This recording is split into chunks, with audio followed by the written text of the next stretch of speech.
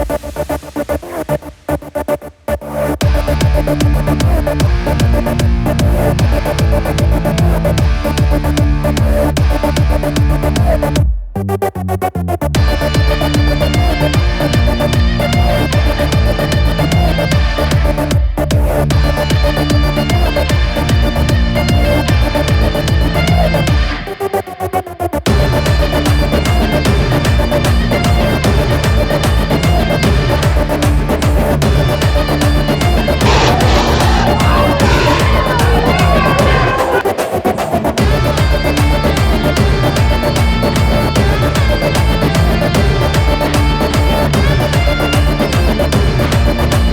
Cinema release అవుతుందండి. మాది double theatre సంగము శరత్ అని.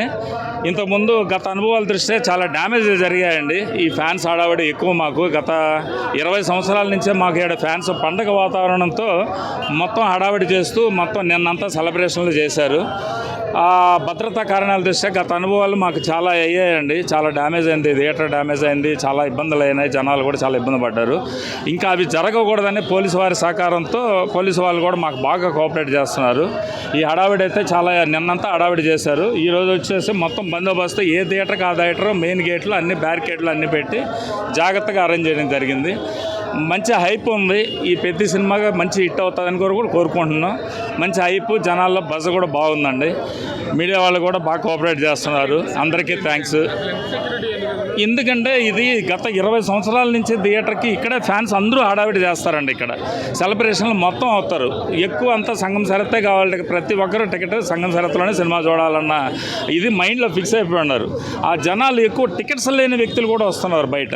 ఆ టికెట్స్ లేని వ్యక్తుల్ని కట్టడి చేస్తున్నారు. టికెట్ ఉన్న వ్యక్తినే పంపించాలని చెప్పి హడావిడితో కొంచెం హంగామా కనబడుతుంది.